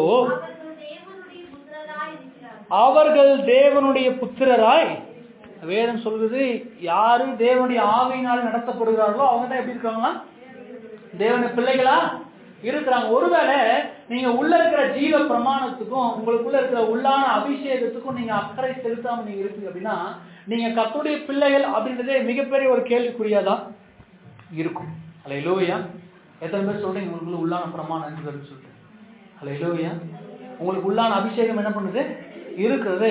அதை நீங்க பெற்றுக்கொள்கிறதுக்கு நீங்க முதல்ல அவரை தேடக்கூடியவர்களை கண்டிப்பா ஒரு காரியத்தை நீங்க செய்யும் போது வேதம் சொல்வது எவர்கள் தேவனுடைய ஆவியினாலே நடத்தப்படுகிறார்களோ அவர்களே தேவனுடைய புத்திரராய் இருக்கிறாங்க. அப்ப தேவனுடைய ஆவியினால் நடத்தப்படுது என்ன அப்படின்னா, நிறைய பேர் நான் சொன்ன மாதிரி தவறா நினைச்சுக்கிற காரியம் அவங்க பாருங்க, நிறைய சிலர்லாம் பாத்தீங்கன்னா எப்ப பார்த்தா நடந்தாலும் அண்டிபாச பேசுவோம், உட்கார்ந்தாலும் அவன் போற இடத்துல அது பேசி அப்படி செய்யறதால அவன் மிகப்பெரிய ஆவிக்குரியன் வேதம் ஒரு நாள் சொல்றது கிடையவே. இன்னைக்கு கிறிஸ்தவத்துல மிகப்பெரிய ஒரு தவறான என்ன பண்ணுது இருக்கிறதால வேதம் சொல்வது ரோமர் 8:2 பாருங்க, உங்களுக்குள்ள உள்ளான ஜீவ ஆவியின் பிரமாணம் என்ன பண்ணுதா இருக்கிறது. அந்த பிரமாணத்துக்கு நீங்க முக்கியத்துவம் கொடுக்கக்கூடிய ஜனங்களா இருக்கணும். உங்களுக்கு அதான் சபையில அதான் சொல்றேன்ல, எந்த விதமான சட்ட திட்டமோ மத போதனையிலோ அறநெறி போதனை கிடையாது. ஒரு போதனை உங்களுக்கு ஒருத்தர் கொடுப்பாங்க அப்படின்னா அந்த சட்டத்திற்கு உங்களால ஒரு நாள் கீழ்ப்படி முடியவே முடியாது. ஆனா உள்ளான ஜீவ பிரமாணம் உங்களை தடை செய்யக்கூடிய போது அந்த உள்ளான ஜீவ பிரமாணத்துக்கு மட்டுமே உங்களால கீழ்ப்படி நடக்க முடியும். அல்லேலூயா. அப்ப உள்ளான பிரமாணத்துக்கு நீங்க செவி கொடுக்கக்கூடியவர்களா இருக்கணும். அடுத்தது உள்ளான அபிஷேகம் என்கிற ஒன்று, அது உங்களை அதுதான் உங்களை வழிநடத்த தீர்க்கதரிசியா இருக்கிறது. அந்த தீர்க்கதரிசிக்கு நீங்க முக்கியத்துவம் கொடுக்கக்கூடியவர்களா இருக்கணும். ஒவ்வொரு நாளும் அதான் சொன்னீங்களா, இன்னைக்கு நீங்க ஜோம் நீங்க எங்கேயோ கடந்து போகணும்னா அன்றதே நீங்க இங்க போறது உங்க சித்தமா நீங்க உங்களை நீங்களே கேட்டுக்கொள்வீர்கள் அப்படின்னா அவங்களுக்குள்ள இருக்கிற ஆவியானவர் அல்லது அந்த உள்ளான அபிஷேகம் உங்களுக்கு போதிக்கக்கூடியதான் இருக்கும். அப்ப அந்த அபிஷேகத்தை நீங்க நாடுங்க அப்படின்னா அது இன்னைக்கு ஒரு நாள் போக அப்படின்னு சொல்லலாம். ஆனா நாளைக்கு மறுபடியும் நீங்க எங்கன்னா போனா மறுபடியும் யாரதான் தொடர்பு கொண்டாகணும்? அந்த உள்ளான அபிஷேகத்தை தொடர்பு கொண்டே தேவனை தொடர்பு கொண்டே ஆகணும். அவர் மறுபடியும் கூட பேசக்கூடியவர் இருப்பார். அப்ப பேசி நீ போகாதுன்னு சொன்னா நீங்க போகிறது நிறுத்தீங்க அப்படின்னா உங்க வாழ்க்கையில நீங்க கர்த்தருடைய சித்தத்தை அறிந்து அவருடைய வழிகளில நடக்கக்கூடிய ஜனங்களா இருக்கு. அதான் கர்த்தர் சொன்னாரு, என்னுடைய பிரமாணங்களை அவருடைய மனதில் வைத்து இருதயமாகிய பலகையில அவர் எழுதுனேன், அவருடைய ஜனமா இருப்பார்கள், நான் அவர்கள் தேவனா. இது நமக்குள்ள இருக்கிற பிரமாணத்தை ஜீவ பிரமாணத்தை குறிக்கூடியதா இருக்கிறது. அடுத்த காரியம் சொல்றாரு, அதாவது நான் அவர்களுக்குள்ள கொடுத்திருக்கிற அபிஷேகம் அவர்களை நிலைத்திருக்கிறது. ஒருவனும் அவங்களுக்கு போதிக்க வேண்டிய அவசியம் வெளியிருந்து ஒருத்தவங்களுக்கு கர்த்தருடைய சித்தத்தை இது இப்படிதான் போகணும்னு சொல்ல வேண்டிய அவசியம் இல்லை. உங்களுக்குள்ள இருக்கிற அபிஷேகமே அதை போதிக்கக்கூடியதா இருக்கிறது. அது உங்களை வழிநடத்தக்கூடிய ஒன்றா. சில காரியம் செய்யும் போது உங்களுக்குள்ள ஒரு உள்ளான ஒரு எதிர்ப்பு இருக்கு அப்படின்னா நீங்க அந்த காரியத்தை நீங்க செய்யாம இருந்தீங்க அப்படின்னா நீங்க கர்த்தருடைய சித்தத்துக்கு செவி கொடுத்து அவர் வழிநடத்தலை நாடி இருக்குன்னு அர்த்தம். அல்லேலூயா. இப்போ நீங்க என்ன நினைக்கிறீங்க அப்படின்னா திடீர்னு ஒரு தீர்க்கதரிசி இல்ல ஒரு பாஸ் நீங்க இதெல்லாம் செய்யறீங்கம்மா இதெல்லாம் செய்யக்கூடாது அப்படின்னு நீங்க நினைக்கிறீங்களா? இப்படி எல்லா நேரத்திலும் கர்த்தவங்க வழிநடத்து கிடையாது. அவர் உங்களுக்குள்ள வாசமா இருக்கிறபடினால அவர் உங்களுக்குள்ள இருந்து கட்டுப்படுத்த என்ன பண்றாரு? எப்படி சொல்லலாம் பாருங்களேன். பிசாசு என்ன பண்ண அப்படின்னா பாவம், அதாவது தேவனுடைய மாம்ச உரு அது இயேசுவா இருக்கும் அப்படின்னா பிசாசுடைய மாம்ச உரு அதுதான் பாவமா என்ன பண்ணுது இருக்கிறது. தேவன் மாம்சமா வெளிப்பட்டார் அப்படின்னா சாத்தான் என்ன பண்றான்னா மனிதனுக்குள்ள பாவமாய் வெளிப்படக்கூடியவனா என்ன பண்றான் இருந்து அவனுக்குள்ள வாசம் செய்யக்கூடியவனா என்ன பண்றான் இருந்து அவர்களை அவனுக்குள்ள இருந்து கட்டுப்படுத்தக்கூடியவனா என்ன பண்றான் இருக்கிறான். ஆனா தேவனும் நம்மளை கட்டுப்படுத்தக்கூடியவரா, நம்மளுக்குள்ள இருந்து அதையும் அவர் கட்டுப்படுத்தக்கூடியவரா இருக்கிற. எப்படி கட்டுப்படுத்துவார்? நம்முடைய ஆவியிலிருந்து அவர் செயல்படக்கூடியவரா இருக்கிறார். ஏன் ஆவியானவர் தேவைன்னா இதுக்குதான் தேவை. என்னன்னா அவர் உள்ளான ஜீவ பிரமாணத்தை இன்னைக்கு நம்ம மனதில் எழுதி வைத்திருக்கிறார். வேத வசனங்கள் சட்ட திட்டங்கள் நமக்கு கிடையாது. புரியுதுங்களா? எந்த வேத சட்ட திட்டமும் அது நம்மளை கொல்லக்கூடியதா தான் இருக்கும். அது நம்மளை சரியான பாதையில் கொண்டு வர முடியாது. ஆனா எது நம்ம சரியான பாதையில் கொண்டு வர நமக்குள்ள எழுதப்பட்டிருந்த ஜீவ பிரமாணம் நம்மளை கர்த்தருடைய வழியிலே நம்ம காக்கப்படுகிறதுக்கு உதவியா இருக்கிறது. நமக்குள்ள இருக்கிற அந்த அபிஷேகம் என்ன பண்ணும் அப்படின்னா நீங்க ஒரு விஷயம் அவருடைய சித்தம் தானே அப்படின்னு சொல்ல எல்லா காரியத்திலும் அவருடைய சித்தத்தை அறிகிறதுக்கு அந்த அபிஷேகம் உங்களுக்குள்ள அசையக்கூடியதான். ஆவியான உங்களுக்குள்ள அசைவாடுகிறாருன்னா என்ன அர்த்தம்? அவர் உங்களுக்குள்ள இருந்து பேசக்கூடியவரா இருக்காரா? நீங்க நினைக்கும் போது அப்படியே ஒரே வார்த்தையா பேசணும் அவசியம் இல்லை. அவர் சில காரியத்தை செய்யறீங்க, சில முயற்சி எடுக்கலாம், இது செய்யாத ஒரே வார்த்தையில முடிச்சுட்டு போயிட்டே இருப்பார். நீங்க பாட வாழ உட்காந்து அவர் பேசிட்டு என்ன பண்ண மாட்டாரு. அப்படியே சில நபரோட பேச இல்லைன்னு சொல்ல, ஆனா அது அது அது ரொம்ப ரேரா தான் அது நடக்கிறத தவிர அதிகமா இது நடக்கிறது கிடையாது. அவர் உங்களுக்குள்ள அந்த உள்ளான அபிஷேகத்தை வைத்து என்ன பண்றாரு வழிநடத்தக்கூடியவரா இருக்கிறார். இப்படி நீங்க நடைமுறைக்குரிய விதத்துல நீங்க கர்த்தரை நீங்க தொடர்பு கொள்வீங்க அப்படின்னா அவர் உங்களை அபிஷேகிப்பார். அந்த அபிஷேகம் உங்களுக்கு எல்லாவற்றையும் போதிக்கக்கூடியதா. இதுதான் ஒரு ஆவிக்குரிய வழியை தவிர நீங்க வேறு எந்த விதத்திலும் அவருடைய சித்தத்தை அறிந்து வாழ முடியாது. உங்களுக்குள்ள யார் இருக்குது? தேவன் இருக்கிறார். என்னென்ன மாற்றம் நடந்திருக்கு? புதிய இருதயத்தை கொடுத்து இருக்கிறார். அந்த இருதயம் ஆட்டோமேட்டிக்கா யாரை நேசிக்கும்? கர்த்தர் மேல உங்களுக்கு ஏன் அன்பு இருக்குது, அவனுக்கு ஏன் அன்பு இல்லை அப்படின்னா உங்களுக்குள்ள புதிய இருதயத்தை கொடுத்து இருக்கு. அதனால அந்த அன்பு என்ன பண்ணுது இருக்குது. அல்லேலூயா. அது மட்டும் இல்ல, அவர் தங்கக்கூடிய அந்த உயிர் மரித்த ஆவியை, அவர் உயிர்ப்பிக்கப்பட்ட ஆவியை உங்களுக்கு மாற்றி கொடுத்திருக்கிறார். உங்களுக்கு மனிதாவை உயிர்ப்பிக்கப்பட்டிருக்கிறது, அதில் அவர் வாசம் செய்யக்கூடியவரா இருக்க. ஒண்ணு ஒரு புதிய இருதயத்தை கொடுத்திருக்கார். ரெண்டாவது காரியம் புதிய ஆவியை கொடுத்திருக்காரு. மூன்றாவது பரிசுத்த ஆவியான உங்களுக்குள்ள கொடுத்து, நான்காவதா உள்ளான பிரமாணத்தை உங்களுக்குள்ள வைத்திருக்காரு. ஐந்தாவது காரியம் உங்களுக்குள்ள உள்ளான அபிஷேகம் இருக்குது. அது உங்களை வழிநடத்தி உங்களை எல்லா விதத்திலும் அவர் நடத்தக்கூடிய ஒன்றாய் இருக்குது. அல்லேலூயா. எத்தனை பேர் புரிஞ்சது? அல்லேலூயா. அப்போ இதுதான் தேவன் என்ன பண்ணா ஒரு ஆவிக்குரிய வழி, இதுதான் ஆவியில நடத்தல் அப்படின்னு எதுவும் சொல்லக்கூடியதா. எப்படி கர்த்தருடைய உணர்வுக்கும் அவருடைய வழிநடத்தல் நம்ம எப்படி அறிந்து கொள்ள முடியும்னா, உள்ளான ஜீவ பிரமாணம் ஒன்று இருக்குது, உள்ளான அபிஷேகம் இருக்கிறதல்ல, இதுதான் நம்மளை வழிநடத்தக்கூடிய ஒன்றாய் இருக்குது. அதனால பாருங்க, ஆவிக்குரியவன் எல்லாவற்றையும் நிராகரித்து அறிஞ்சிருவானா, ஆனா அவனை மட்டும் யாராலும் அறிந்து கொள்ள முடியாது. அல்லேலூயா. எதற்கு புரிஞ்சது? ஆவிக்குரிய எல்லாவற்றையும் நிராகரித்து அறிஞ்சிருவான். ஆனா ஆவிக்குரியவனை ஒருவன் அறிய முடியாது. ஏன் ஆவிக்குரிய அறிய முடியாதுன்னா, உதாரணத்துக்கு சொல்றேன், இன்னைக்கு நான் ஆவிக்குரியனா நான் இந்த வேத வசனப்படி உள்ளான பிரமாணப்படி உள்ளான அபிஷேகமே செயல்பட்டுனா, இன்னைக்கு ஒரு காலையில் நான் போறேன் அப்படின்னா போய் அதில் செயல்பட்டு வந்துடலாம். இன்னொரு நாள் அதே விஷயத்தை செய்ய ஒரு நபர் என்ன கூப்பிடறான்னு வச்சுங்களேன், அந்த விஷயத்தை செய்யும்போது நான் உள்ள தொடர்பு போடுறேன், அந்த விதத்தை செய்யலாம்னு சொல்லும்போது அவன் செய்யக்கூடாதுன்னு சொல்லும்போது அவன் என்ன அழைச்சவன் பார்ப்பான், என்னடா நேற்று வந்தா இன்னைக்கு என்ன பண்ண மாட்டேங்கிறான், வர மாட்டேன். அவனால நிதானித்துக் கொள்ள முடியாது. ஏன் அப்படின்னா, நமக்குள்ள நம்மளை கட்டுப்படுத்தி நம்மளை வழி நடத்த அந்த பிரமாணமும் அபிஷேகம் செயல்படக்கூடிய ஒன்றா இருக்கிறது. இந்த விதத்துல தான் நீங்க தேவனுடைய காரியங்களை நீங்க அறிந்து நடக்கக்கூடியவர்களை கண்டிப்பா இருக்க முடியும். ஹல்லேலூயா. எத்தனை பேர் இப்படி ஆவியில நீங்க நடக்க போறீங்க? ஹல்லேலூயா. உங்களுக்குள்ள என்ன இருக்குது எல்லாம் பார்க்க, உங்களுக்குள்ள உள்ளான ஜீவ பிரமாணம் உங்க இருதயத்துல எழுதப்பட்டிருக்கிறது. அவருடைய அபிஷேகம் உங்களுக்குள்ள நிலைத்திருக்கிறது. அந்த அபிஷேகம் உங்களுக்கு எல்லாத்தையும் போதிக்கும். எத்தனை பேர் புரிஞ்சது? அதான் இப்போ கன்ஃபியூஸ் ஆகுனா உடனே நம்ம வளர்க்குற கோழிக்கு போயிடணும். அந்த கோழிக்கு யாரும் எதையும் சொல்லிக் கொடுக்குறதே இல்லை. அது எப்படி யாராவது போய் சொல்லி கொடுத்துருப்பான்னு நீங்க நம்புறீங்களா? இல்லையா? அதுக்கு யாரும் சொல்ல வேண்டிய அவசியம் இல்லை. அதுக்குள்ள இருக்கிற அந்த ஜீவ உள்ளக்கு அந்த இயல்பான சில பிரமாணங்கள் இருக்குது. எந்த ஒரு பறவைக்கும் பறக்க யாரும் சொல்லிக் கொடுக்க வேண்டிய அவசியமே, அது பிறந்தவொடனே பறக்கக்கூடியதுதான். சில உயிரினங்கள் பாருங்களேன், சில உயிரினங்களுக்கு சிலர்லாம் சாப்பாடு ஊட்டி விடுவாங்க, சில உயிரினங்கள் சாப்பாடு ஊட்டி விடாம கண்டிப்பா அது உயிர் பிழைக்காத சில பறவைகள் இருக்குது. சரிங்களா? ஏன்னா அது தாய் பறவை அது ஊட்டி விடக்கூடியது. சிலர் அதை கொண்டு வந்தாங்கன்னா அது கண்டிப்பா அவங்க சாப்பாடு ஊட்டியே. ஆனா சில உயிரின பறவைல இருந்தா அதுக்கு யாரும் சொல்லி தர வேண்டிய அவசியம் இல்லை. அதுக்கு முன்னாடி இற வச்சு இருந்தாலே அது போய் அதை கொத்தி சாப்பிடக்கூடியதா. ஏன்னா அதுக்குள்ள அந்த ஜீவ பிரமாணம். அதே போலதான் தேவனுடைய ஜீவன் இல்ல, அவருடைய சுபாவங்களும் அவருடைய தன்மைகளும் என்ன பண்ணுது, எழுதப்பட்டு இருக்கிறது. அது ஆட்டோமேட்டிக்கா நம்மளை வழிநடத்தக்கூடிய ஒன்றா இருக்கும். அந்த கட்டுப்படுத்துதலுக்கும் அந்த வழிநடத்துதலுக்கும் நீங்க செவி கொடுப்பீங்களா இருப்பீங்க. நீங்க கட்டோட்டை பிள்ளைகளா உங்களால் வாழ முடியும். அல்லேலூயா. எத்தனை எப்படி வாழ போறீங்க? அதை நம்ம பாடின ஒரு பாட்டு, என்ன துதிக்கிறோம் இயேசுவே என்னை தேடி வந்தனால நினைக்கிறேன். துதிக்கிறோம் இயேசுவே உங்க அன்பை நினைச்சு. அப்போ நம்ம மண்ணா இருந்த நமக்குள்ள இப்ப ஏற்பட்ட மாற்றத்தை உண்டாக்கி, எத்தனை பேர் தெரியும் புதிய இருதயம் உங்களுக்கு முன்னாடி இருந்துச்சு அப்படின்னு?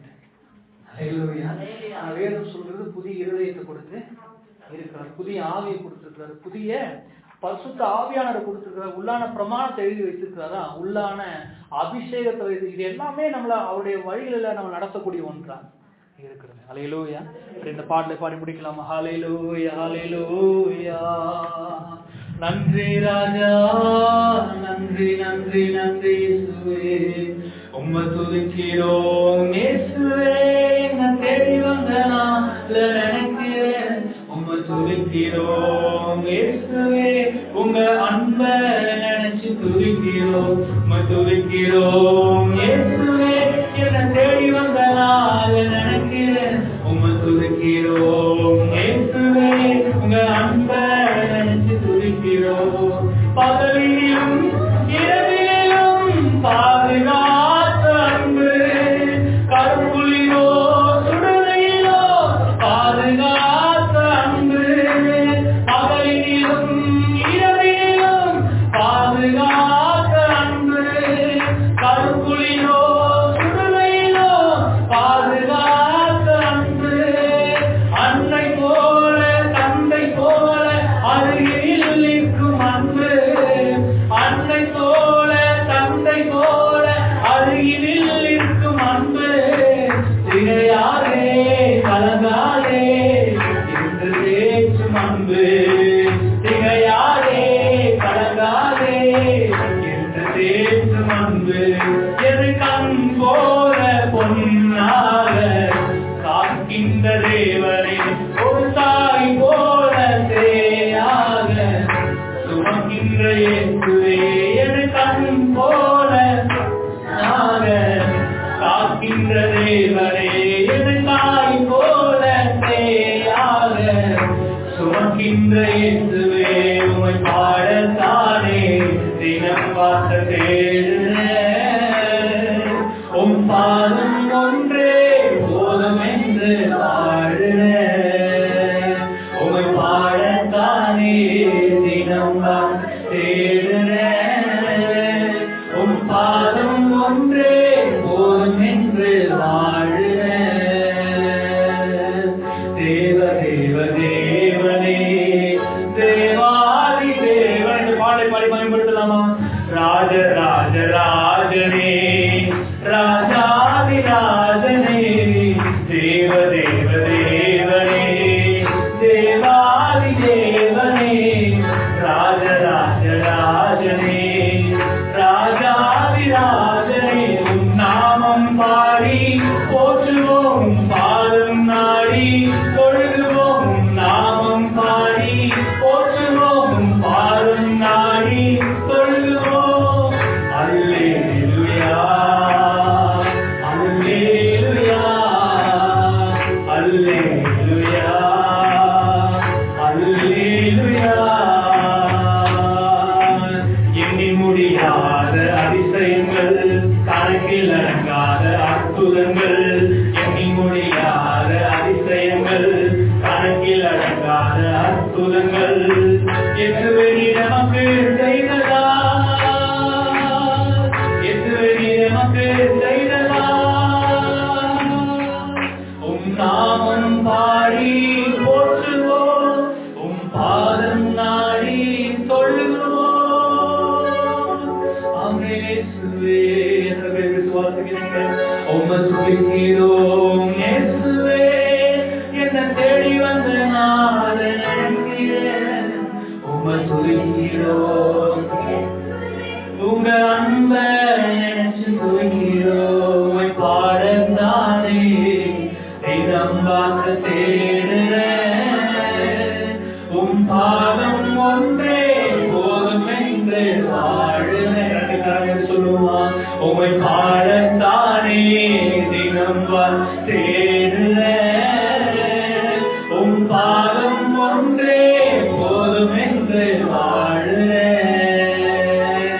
துன்பம் தோல்விகள் மாற்றினீரே இன்னல் வாதைகள் நீக்கினீரே. துன்பம் தோல்விகள் மாற்றினீரே இன்னல் வாதைகள் நீக்கினீரே. ஜீவ பாதை காட்டினதா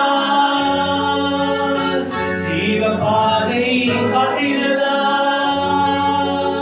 உம்மை துதிக்கிறோம் இயேசுவே என்ன தேடி வந்த நாள் நினைக்கிறேன். உம்மை துதிக்கிறோம் இயேசுவே உங்க அன்பை நினைச்சு துதிக்கிறோம். ஆமென் ஆமென். நம்ம ஆண்டவரை துதிக்க நாம் அதிகமாய் ஆவல் கொள்கிறோம். அவர் புதிய இருதயத்தை நமக்குள்ள வைத்திருக்கிறார். நம்புறீங்க? ஹalleluya. ரெண்டு கரங்களை வைத்து சொல்லுவோம். உம்மை பாடத்தானே தினம் பார்க்க தேடுறேன். உம் பாதம் ஒன்றே போதும் என்று வாழுறேன். உம்மை பாடத்தானே தினம் பார்க்க தேடுறேன்.